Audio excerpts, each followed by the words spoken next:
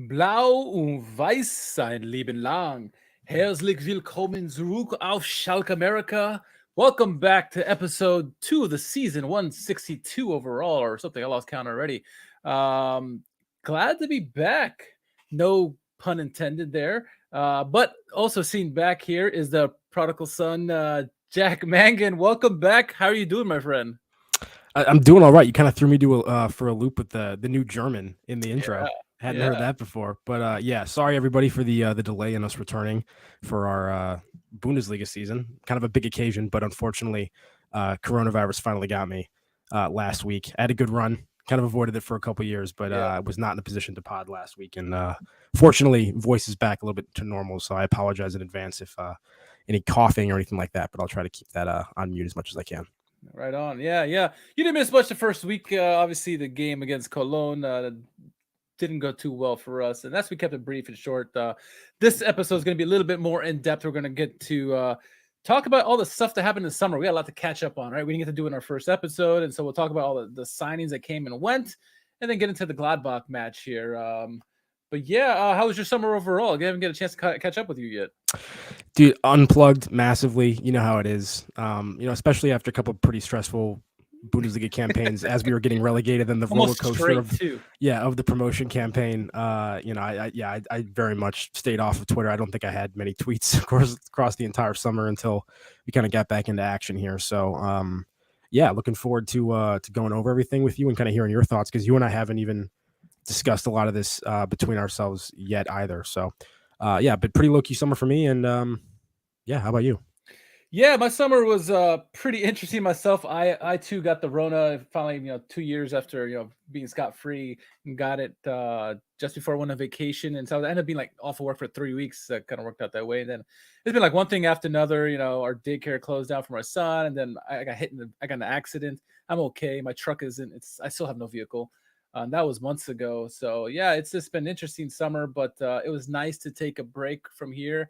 I thought I was going to get a lot of stuff done in terms of like, podcasting stuff, like prepping for the season, but got none of it done, but which is fine. That's normal, right? We're back. Games are back. We're back in the Bundesliga. We're back on ESPN. It's a godsend, man. Good to hear the voices like, Derek Ray and company. Just it's nice to find a steady, reliable stream as opposed to the dodgy Czech Republic streams. No, Absolutely. no hate in the world, That was definitely the issue for the first couple months of last season until we finally got access to Schalke TV. But yeah. For all the people that were having issues, hopefully that's resolved now if you have that ESPN Plus subscription. Yeah, and for all those who are listening in tonight, let us know in the chat where you're listening from. Had a great turnout once again for the live stream. First two live streams of the season have been awesome, so it's great to have all the people join in and watch the game together. So yeah, let's get into the summer real quick. Lots of things happened. First off, we can touch real quickly on we got a new manager, right? Gramozzi's left. Buskin stepped in. We knew that he was short term, and then shortly after the season, we heard that Frank Kramer would be the new manager. It's funny because this past weekend, a second name that was linked to us for most of the summer was Daniel Farke toward the end of that season. So it's funny that we went against him so early in the season. Cliff's note: I listened to the press conferences or after the game, and actually before the match as well, the press conference before and after. And I actually like Daniel Farke a lot. After listening to him, I got a better appreciation of him after listening to him because he's a very intelligent guy. But thoughts on Farke? Thoughts on Kramer? The signing of Farke. First of all, no, yeah, but he is an interesting character. I mean, I think he's had some of those promotion campaigns with Norwich whenever teams played very good stuff and for whatever reason could not translate that success on a top flight level. So interesting appointment for Gladbach to pick him up and give him the reins after that. Marco Rosa situation didn't exactly work out according to plan or whatever. And so interesting that first of all, Itakura on the Gladbach starting 11, then also Farkas, so two guys that we were thinking potentially would have at some point. But as far as Kramer goes, obviously Bielefeld relegated last season, and I think opinions on Kramer were not particularly high for much of his kind of year-ish tenure, so to speak, and doesn't have a particularly long managerial track record prior to that Bielefeld appointment. So I thought it was kind of an interesting hire, like not necessarily in a good way, kind of raised an eyebrow, but we're same thing. We're in a tough position. There's a lot of squad overhaul. We still don't have the resources. So yes, we're Schalke. Yes, we're back in the Bundesliga, but we still under some financial constraints with the contracts we're paying out for people and everything. And I just wonder how many options we really had in that regard. But obviously, it's the start of a new season, and I'm willing to take a look at whoever and see how things go. And on the basis of at least the Gladbach match, which we'll talk about, some decent things in that game, I think, to speak about. I agree 100% with that because it's funny. As the season was wrapping up last year, we heard that the mastermind behind everything, Rovan Schroeder, was looking at someone. He had someone in mind, and he had a game plan going out. And he said, "Well, we'll sign the guy maybe a week or two after the season." And then weeks went on and on. And we're like, "Okay, do you have somebody? Like, what's going on here?" And then when Frank Kramer came out, it seemed underwhelming because we had waited so long. We heard all these things on, but like you, I'm willing to give a guy a chance. Yeah, we knew what happened with him in Bielefeld, and we're like, okay, well, that's not a great sign, but I followed his career a lot when he was in the DFB youth teams and seemed to do very well there with some of the tactics he was using there. I watched some of the instructional videos he was doing for the DFB, and I thought those were very interesting and positive that he could bring to Schalke. But yeah, willing to be open-minded, and yeah, I think I'm wait and see with him, as we always do. We got to give our 100% backing to whoever it is, player or coach. And I think, so far, so good. First game, maybe not so good, but the second game, a lot better. And we'll get into that in a minute. So, but lots of changes with a big job for him, though, wouldn't you say? I mean, relative to where he's been before. I mean, once again, the Schalke situation maybe being different than what it has been historically, but still in terms of the profile of a club, it's a big job for Kramer to land, I think so. I think both him and Farke, right? Farke going to the top 4 team. It's true. Fair point. No experience, positive experience. They're saying, and then same thing with Kramer going to one of the historical clubs of the Bundesliga, to a team that fans expect a lot, and then you're expected to not be in the relegation fight this season. So it's a lot on his shoulders. We'll see what he can do, but so far so good. Eric and El Waflo talking there in the chat. Good to see. So yeah, we had a lot of player movement going on this summer. I mean, a lot. So we thought last season was a lot, and this season was almost as many. Rovan Schroeder wheeling and dealing. Obviously, you mentioned Itakura being gone, Cherlinov gone. So let's look at some of the departures first, real quick. Ozan Kabak finally off the books. He went off to Hoffenheim for 5 million euros. Rabbi Matondo sold to the Rangers. We thought maybe we'd see him. He had a pretty decent spell in Belgium last year. He's gone for 3 million euros. Chan Bozdogan on loan over to Utrecht.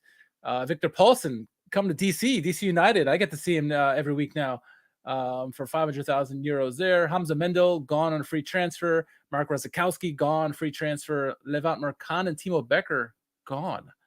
And some other guys, Rantful, I think is another one that was gone. But Becker's staying at Kiel, correct? Yes, he's a host in Kiel for sure. And then Levant Mercan is with Karagümrük. I don't know if I pronounced it right. A Turkish team, the Super League.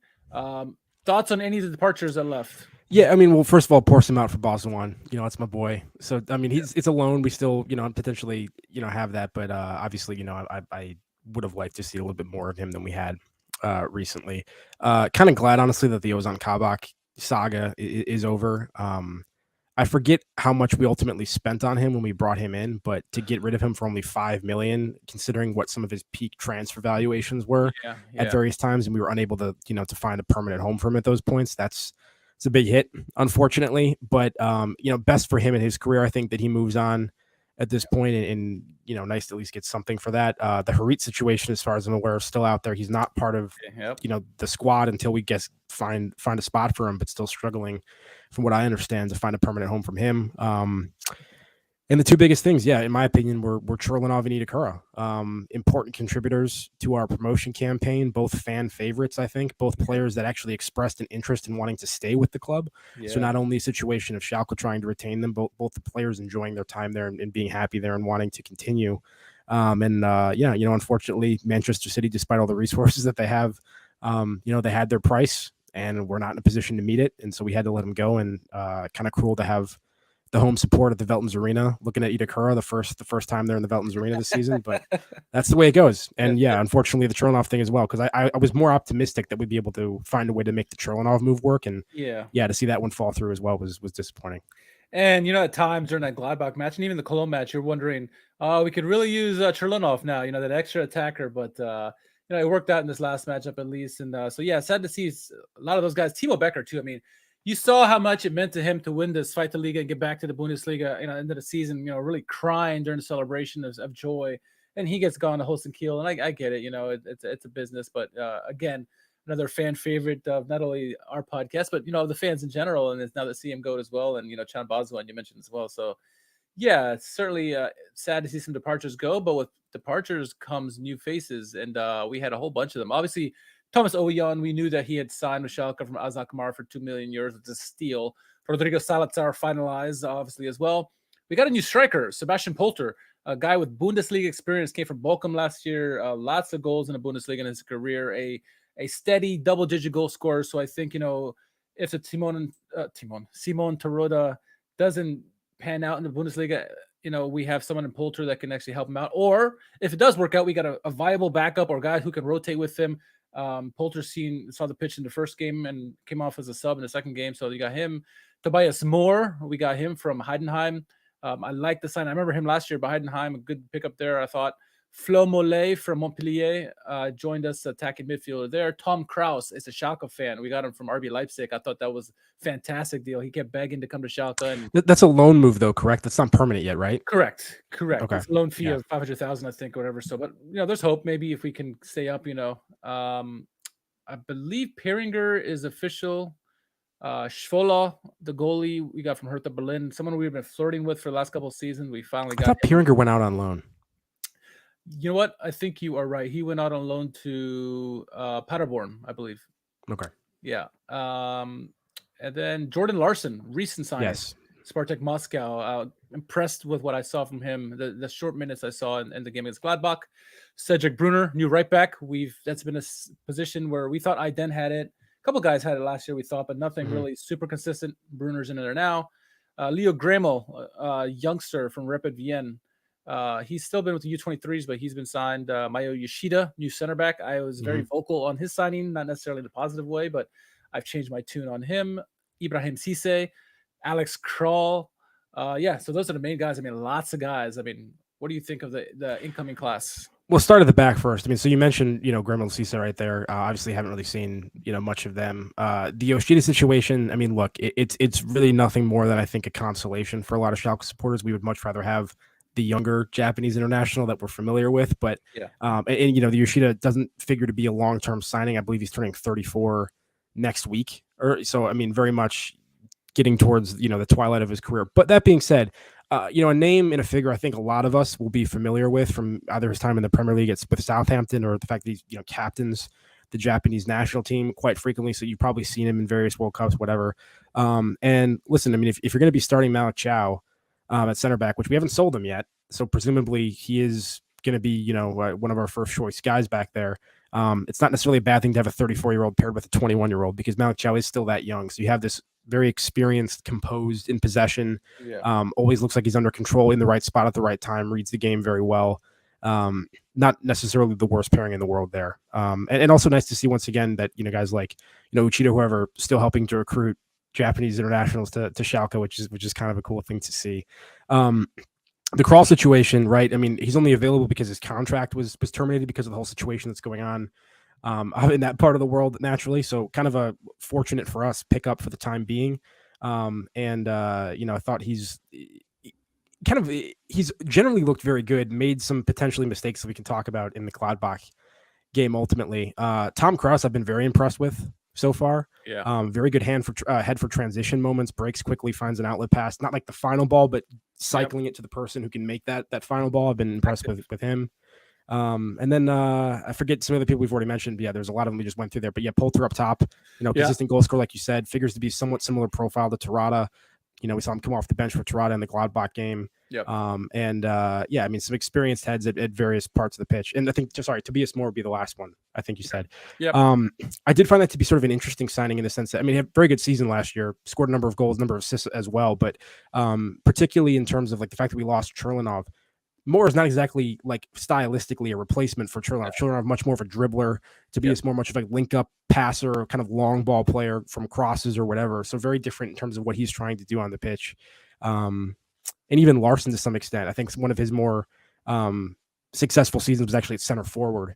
Although he has played in wide positions. And Larson, likewise, I think is more of a link up passer, sort of than like a straight dribbling option like Choronov was. So different profile of player there that we're not exactly replacing. But yeah, overall, like halfway decent business. We'll see how that pans out and whether or not that's competitive enough to get us into a comfortable position within the Bundesliga. But I think you and I would both probably agree that really our only goal this season is to stay up ultimately. Yes. Yeah, we have ambitions. We'd like to be, have a decent season where we're playing decent football and picking up some points, and there's something to, cheer about from time to time. But ultimately, we need to reestablish a foothold and a foundation within this league from which to kind of build. And so, anything that we can do to survive is going to be good enough in my book, at least for this year. Yeah, I talked about this. I don't know if it was on the first podcast or was one of the live streams, but I said, if we finish, mid-table, like around 10th position, I think that's a successful season, in my opinion. You want to be out of the relegation fight and comfortably out of the relegation fight, I think, and anything above that is a cherry on the cake or cherry on top. But that should be the main goal. And once we get comfortable, I think 40 points is the marker typically when you're looking at those kind of those markers. And so we'll see how that works. We already got the first points already under the belt. Wafflo says Pieringer's already scored 5 goals for Paderborn, it seems like, so early onto the season.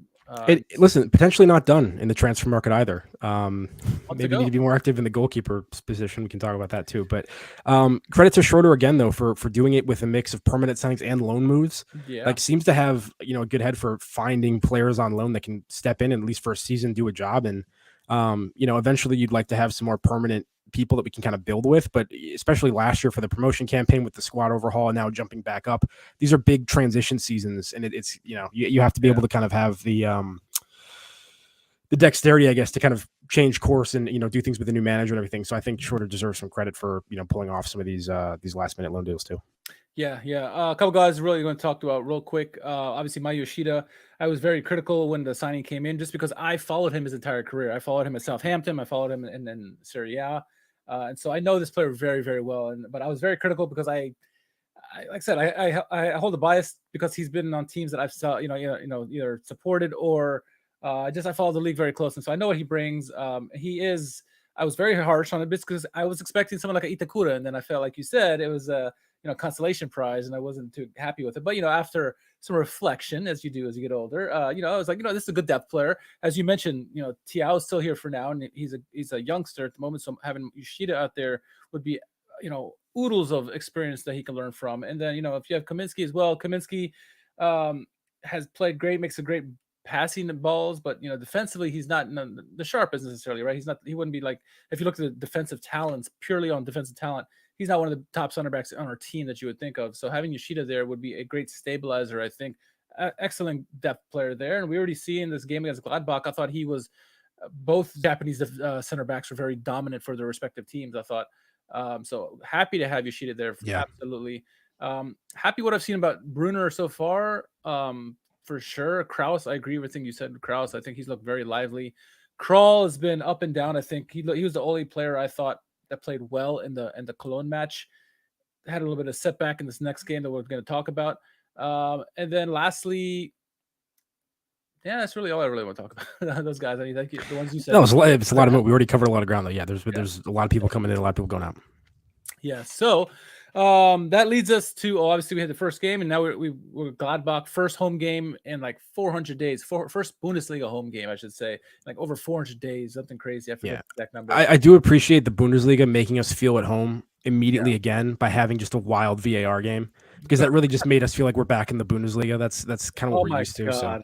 Oh, I don't want to get back into that Cologne game. I mean, Cologne had another game with another VAR calls. I went for them. Anyway, we got the benefit of a lot of those last year in the second division, but the couple seasons before we dipped ultimately from the top flight, we were getting everything on the wrong end of those quite frequently. Yeah. So yes.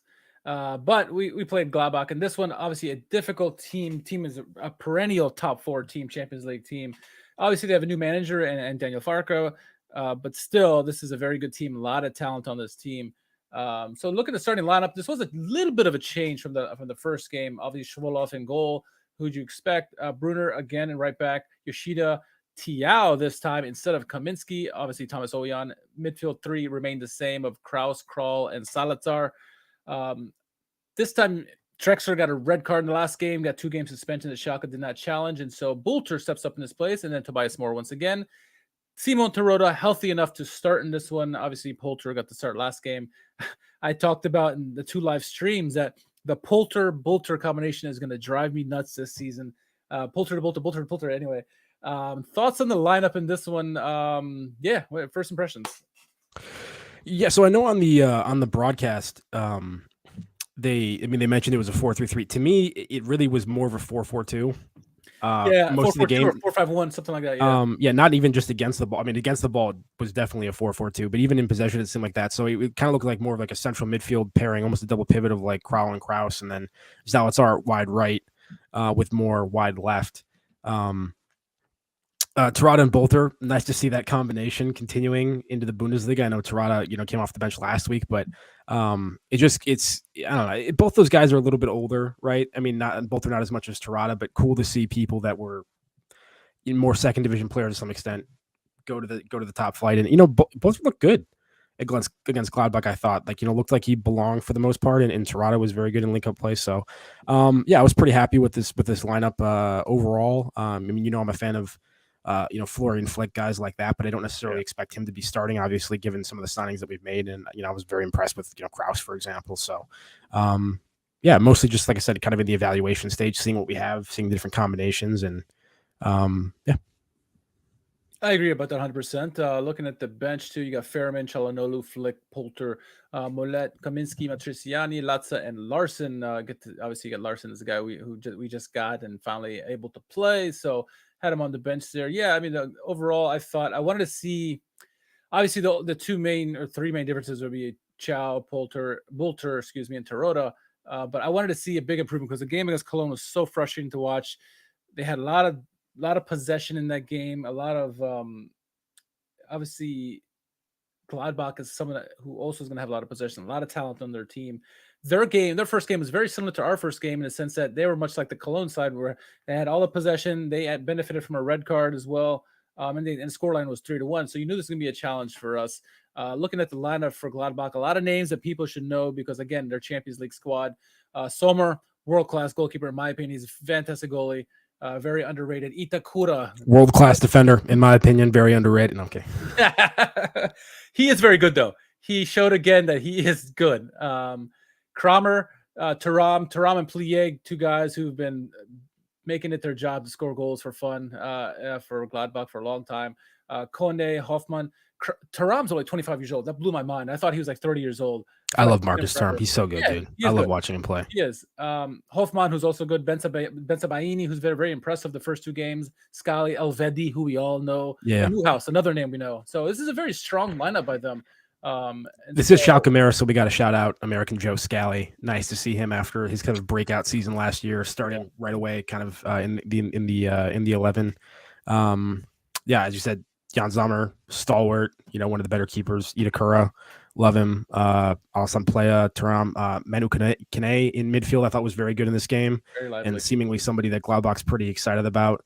Very strong lineup, and honestly, I think that's why I was, to some extent, surprised that we looked as good as we did against them at periods of this game. Yeah. Sorry, I was looking at my stats. Kind of got changed.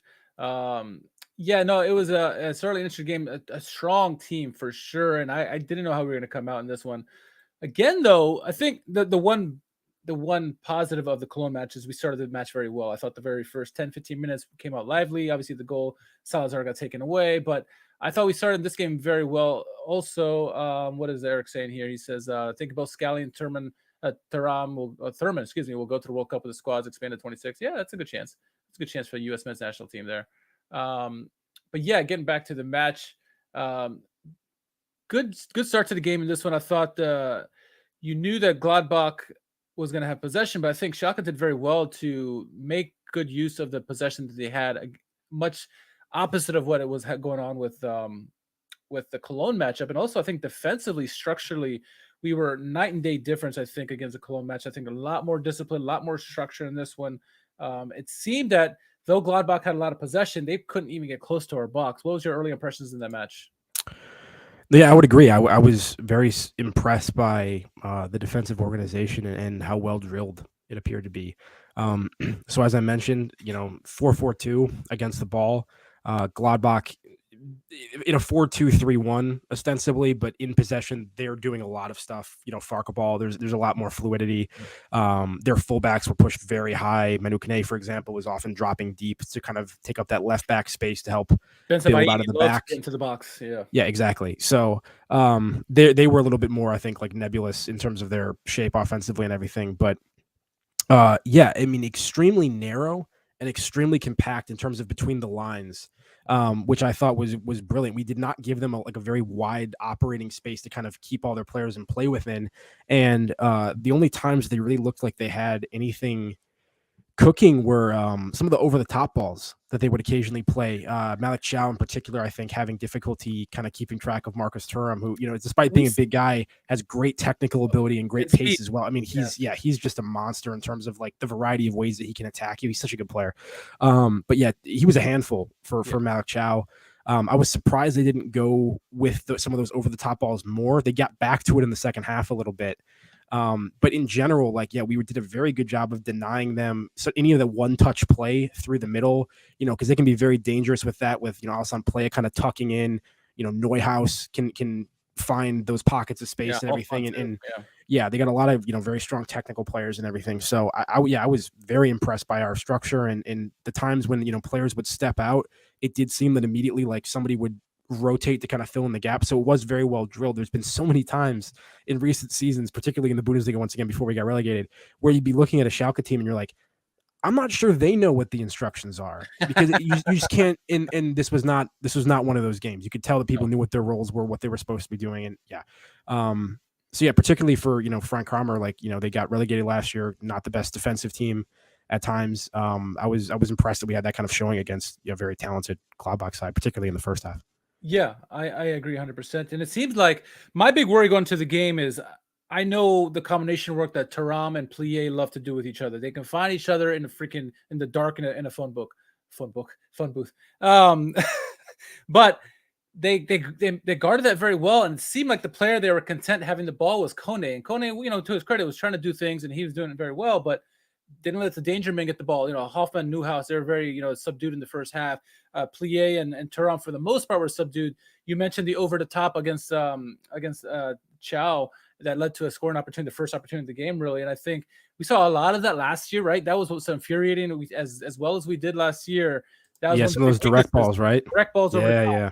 And Malik Chow, again, being victim to that. But, Schwolow came out and, say what you want about Schwolow. I think his reaction is quick, and he makes really good saves when he has to make the saves. We'll get about the catching later, but I think, Tia had a good recovery. And I think overall, having Yoshida back there helped keep everything organized. You watched him directing a lot in that game.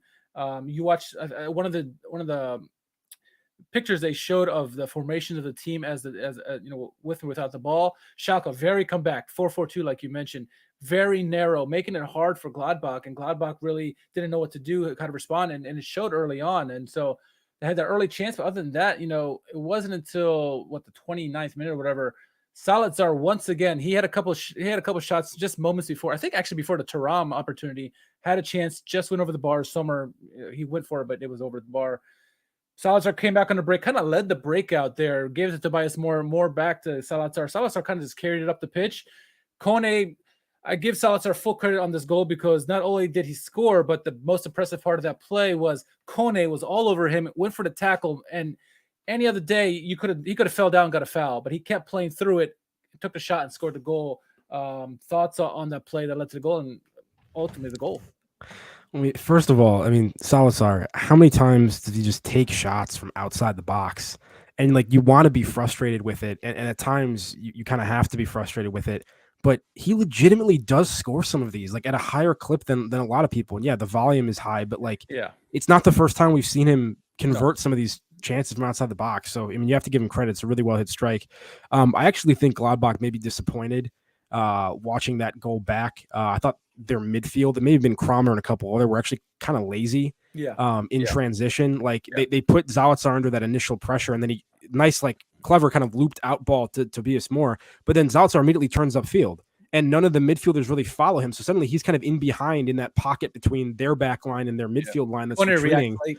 For sure. And like those are the moments that like Zalazar feasts on, or those, he's kind of takes that Harit role where he's the one centrally in transition, kind of that's where you have to be most alert, I feel like, with Zalazar. So the fact that they let him get into that position as easily as they did, even though, as you said, Manu Kone, like later kind of coming down and trying to close it.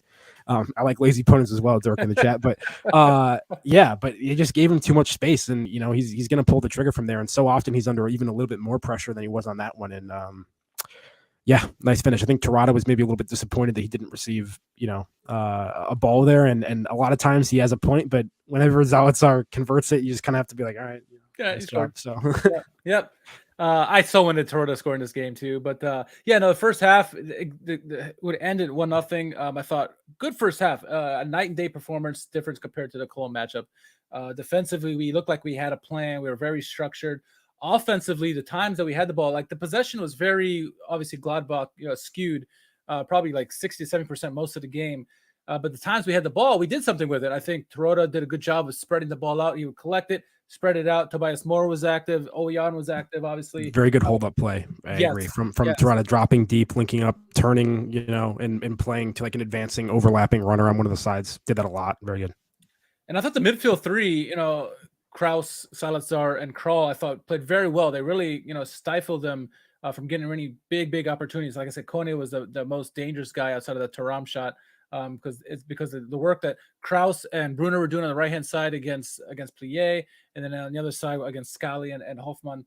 So good first half overall. Obviously, we would like to see another goal, but you can't complain against a Champions League top 4 team. You're up 1-0 at home.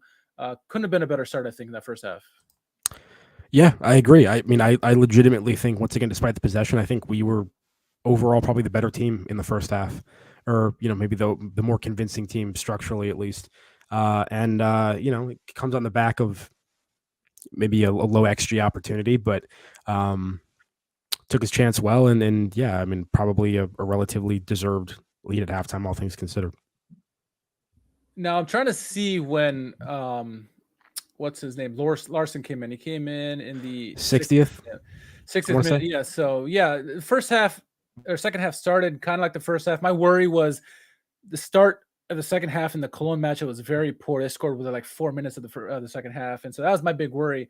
They had a couple opportunities actually early on. I think it was Thuram or somebody had a really great chance to start the second half. I think it was maybe a great save by Schwolow, who had a couple in this game. He probably had 2 or 3, maybe 4 big saves in the game. It's pretty much stayed the same as the first half. Larson came in. I was excited to see what he could do. He had a great scoring opportunity, nearly made it 2-0. And I said, okay, at that point, we're cooking. We're going to score another goal here. You know how that works. You get close on one end, it comes back on the other, and it bites you. Mr. Thuram, well, that wasn't even Thuram, excuse me, it was Hoffmann. So this is a great play. The play started from Ben Bayani in the back, went over the top, finds Plié. Plié finds Thuram. Thuram is fantastic. There's a back heel that no one expects. Gives it to Hoffmann. Hoffmann comes in. Krall looks like he's going to intercept it, and Krall should have intercepted it. He misread it, overjudged it, whatever. Hoffmann still had the ball, ended up shooting past Schwolow and scored the goal.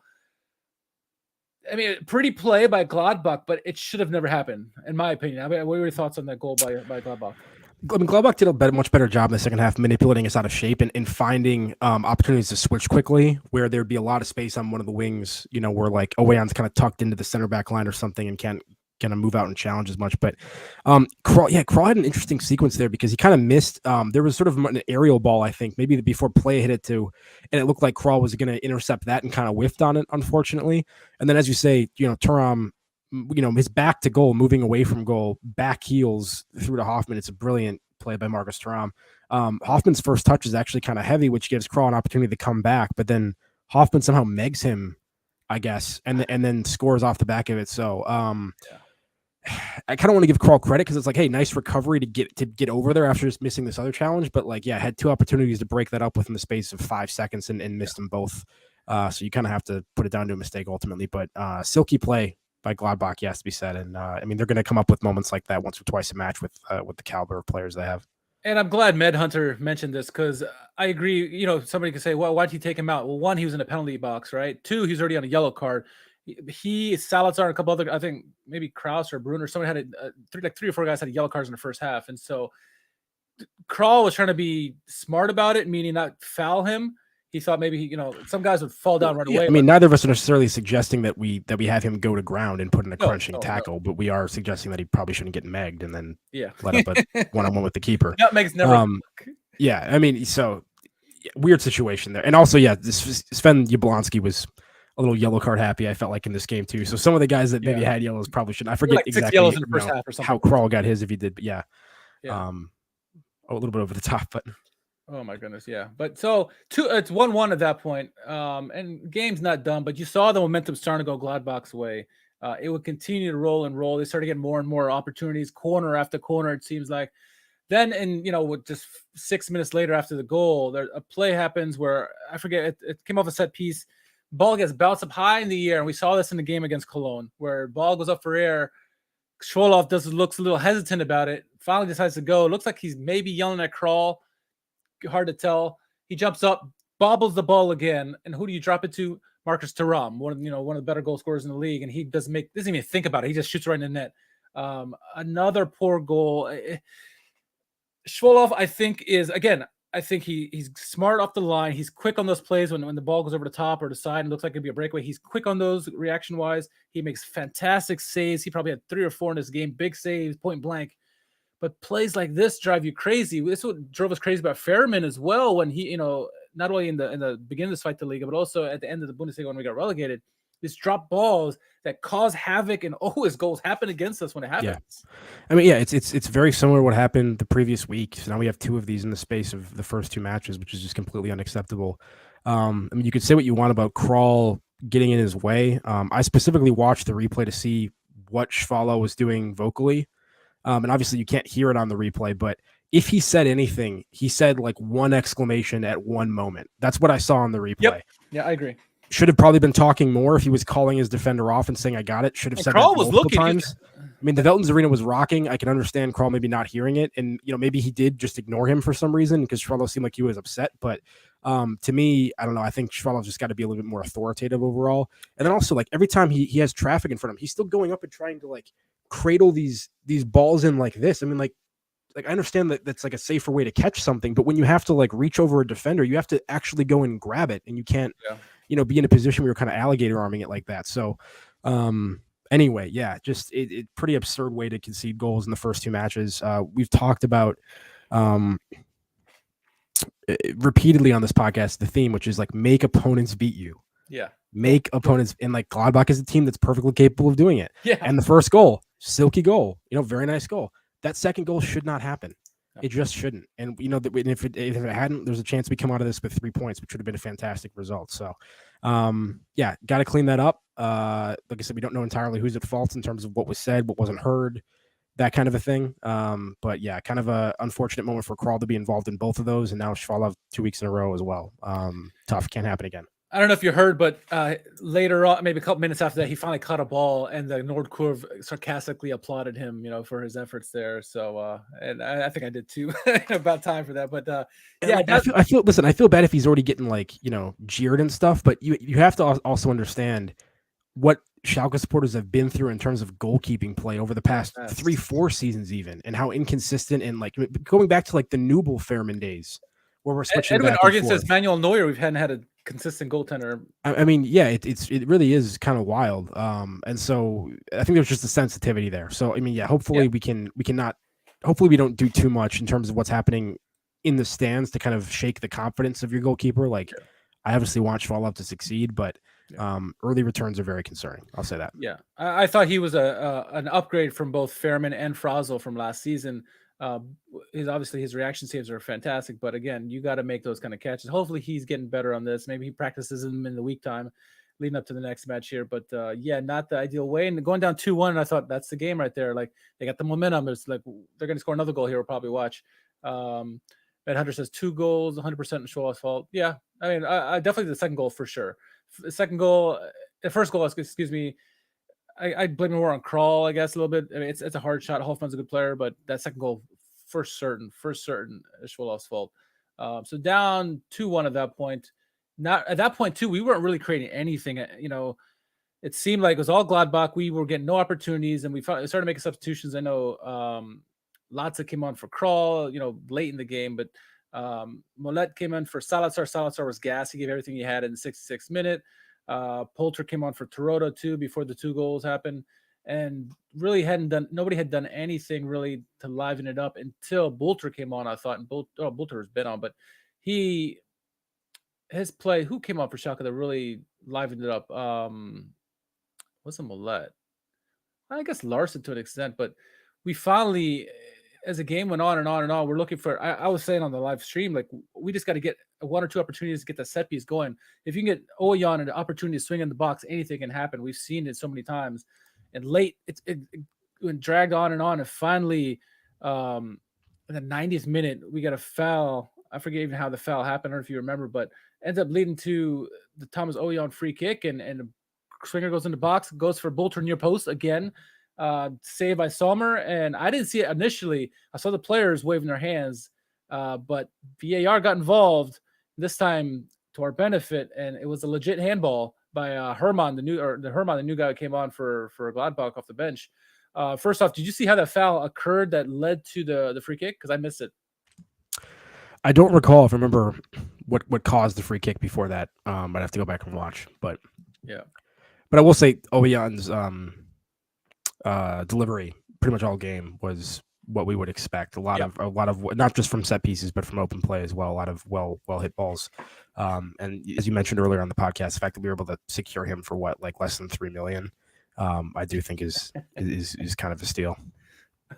So we're back at -2 with VAR now. We got that one call right away there. But yeah, you get a penalty, and you're thinking, it's a penalty, is great, but people forget Sommer is good. He's one of the best goalkeepers from the penalty kicks position. He makes save after save. He did it in Euros. He's done it in World Cups. He's done it everywhere. He's really good at. So I was worried. I wasn't sure who was going to step up. Bolter obviously stepped up, and when he scored, it was obviously joyous situation there. Happy to see that.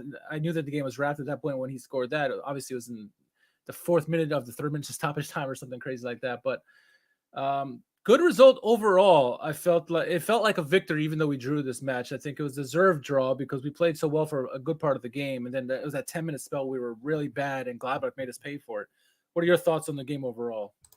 Yeah, I mean, a much stronger performance in the second half from Gladbach. They created a lot more. They caused more issues from, I think, wide areas in the final third as well, which I was surprised they didn't do as much of in the first half, given once again how narrow and compact we were playing the entire time. We were giving them a lot of those opportunities, and they just seemed sort of entirely disinterested in crosses in the first half, and that sort of build-up mechanism. They hadn't really fully gone away from that central, I think, emphasis that they tried to have. But yeah, overall, strong. I think strong organizationally, and I will say, I mean, in transition moments in particular, like the team actually does look like relatively cohesive. There is some chemistry there. There are some quick 1-2 passes and overlapping runs and moves that we're pulling off with some regularity. So yeah, I mean, we're gonna have to see if under Kramer against different opponents, we're gonna be able to have a larger share of the ball, or if this is just sort of gonna be our approach all season. I think it's potentially a lot to ask, especially given the work rate that we had to put in this game. The activity levels is quite high. But yeah, I mean, better than I expected, honestly, for our home. I mean, having Gladbach come in for your first home game in the Veltins Arena back in the Bundesliga is kind of a big ask. Yeah. That's the kind of thing that's setting you up to potentially have, like an emotional high and then a very back to reality kind of emotional low in front of the home fans. And I thought we acquitted ourselves fairly well. And if we can put in performances that are, I think, somewhat similar to that for most of the season, we'll probably be okay. Yeah, honestly, in terms of our table position and everything. But yeah, the one thing I will say real quick is just our good friend Marie, most capped guest on the SchalkeMerica podcast, tweeted earlier several pictures of events from the weekend that she was going to highlight, on Talking Foosball or whatever. And one of those was, of course, Marius Bolter. And so I mentioned I'm so glad that the Bundesliga now gets to experience the Bolter face. Yes. Whenever there's a celebration, because he delivered after that penalty. The penalty was one thing, but the celebration was really, sort of the main event.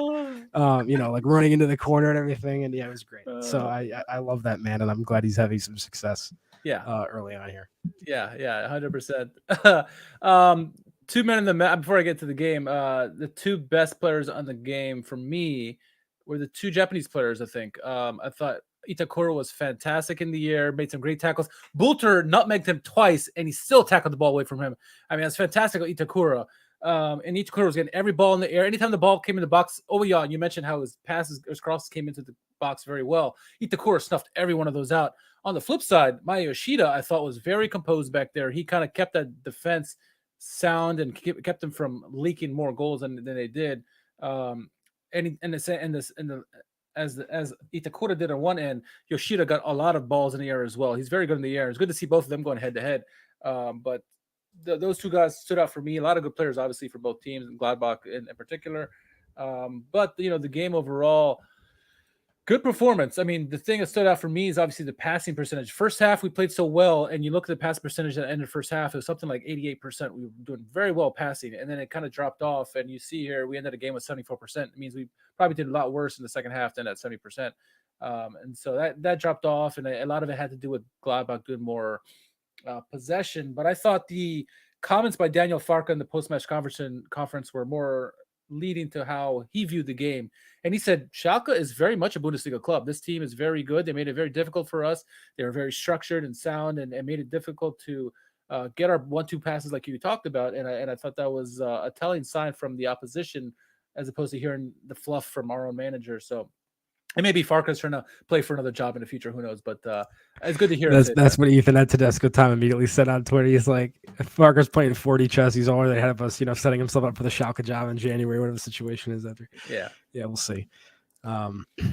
Yeah, good stuff. I agree. I mean, Yoshida, like I said, calm presence. I think it's going to be nice to have him back there with Malik Chow. That experience youth dualism, if you will. Yeah. Dirk brings up an interesting point. Dirk says, you think the subs had anything to do with the weaker performance, and the 2 goals came after Terodde and Zalazar came off. Maybe. I think it more had to do with the guys who were on the pitches not communicating well, right? Krall misjudging the play on the Hoffmann goal. Could something happen from the forwards that led to that? Maybe. But I think Ben Sebaini is a great play overall by Gladbach on that first goal. And then the second goal, miscommunication between Schwoloff and Krall, whether there was or wasn't, the communication wasn't there, and that's what led to that goal, I think. Defensively, I thought the set pieces were better, not good. In the first game against Cologne, every set piece, it was a for sure shot on goal, no marking whatsoever. Second game was a lot better. The structure, I think I give Kramer a lot of credit in the management team for getting the team set up defensively to handle the pressure. And this would serve us well in the games against the teams that have a lot of possession, a lot of our rivals. But yeah, overall, I'm happy with the game, I think. I agree with his comment. Yeah, I mean, the thing I would say about our subs is just, maybe Larson and Mulle when they came in. I think I'd have to look and see if this is true. This may not be true. This is just sort of what I remember my impression being, that maybe the activity level off the ball on like the defensive end maybe dropped a little bit as compared to like, Zalazar and Moore. So that may have contributed potentially to Gladbach having a little bit more run of the green than they did in the first half. But yeah, I don't know. The Larson thing, by the way, is interesting too, because he likes to invert quite a bit, like and get drifts centrally, which is sort of different to how Moore was operating for a lot of that game. Something to keep an eye on. But I was, with all the yellow cards we had in the first half, I am surprised Krall didn't come out earlier, because he seemed like he was a red card waiting to happen. After he got the yellow card, he's a very aggressive midfield defender, whatever you want to call him, defensive midfielder. And I thought he had a potential to get a red card all game long. Not that he was acting crazy, but you never know. When you're on a yellow and Jablonski is doing what he's doing, is handing out yellows for free, you got to be worried of that. So it's him. Zalazar was another one who did come off in the 60th. I forget who else had a yellow in that first half. Maybe it was Yoshida, or I forget who it was. Kraus, I think, had a yellow as well. So I wanted to see maybe like a Latzer earlier, or a Flick. Some of these defensive guys come in and take him out. When Krall didn't get subbed out until the 85th minute, so I thought that was a little late for him, considering he was on a yellow. Maybe Kramer didn't think that someone could have done the defensive work that he did. Maybe, I don't know, but I think Flick would have done a fine job. I think Latza could have done the job as well. So it was disappointing there. Yeah, I will say for Krall though, outside of the couple moments, the way he generally played though, I thought was quite effective and looked pretty good. Outside of just, obviously those moments are big because they changed the game, but I don't think it was like a poor performance from him overall for the rest of the 85 or so minutes, whatever you want to say.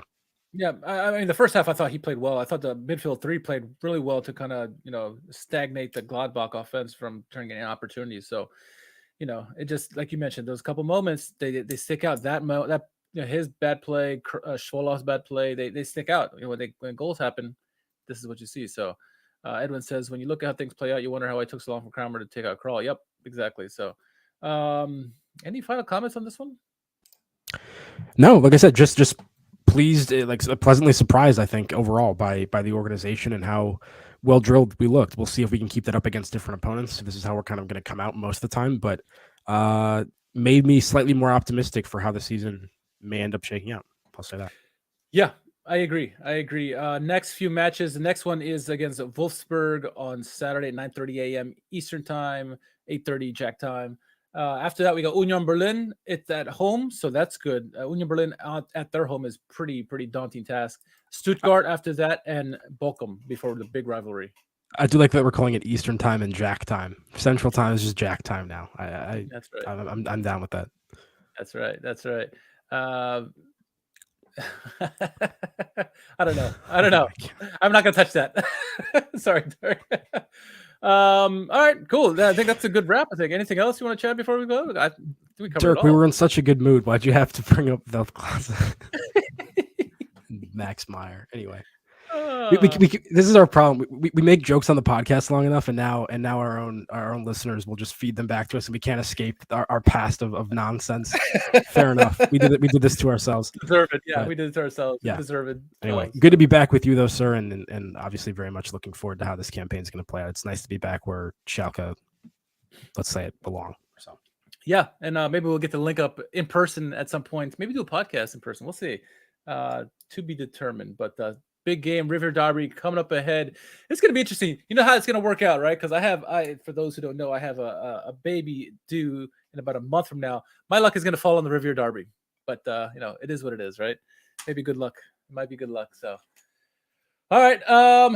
So the next podcast, we're going to do a live stream more likely than not on Saturday. So definitely tune in for that. And then we'll do another podcast, hopefully bringing our first victory Monday, but we'll see. It's still early. Well, at least we're on a Monday today. So it is Monday, right? It is. Yes. All right. Very good for that. Jack, where can our followers find you on social media? At JMMangan, JMMangan on Twitter. How was that for the first of the season? No hesitation. Right off the tongue. That's mid-season form right there, sir. That's not bad. Yeah, it is mid-season form. I was in the end of season form all season long. Shout out to the chat. Thank you guys for bringing it tonight. Lots of comments and questions. Love it. Love to hear that. Yeah, enjoy the rest of your week, and then we'll catch you on the next game. Glück auf.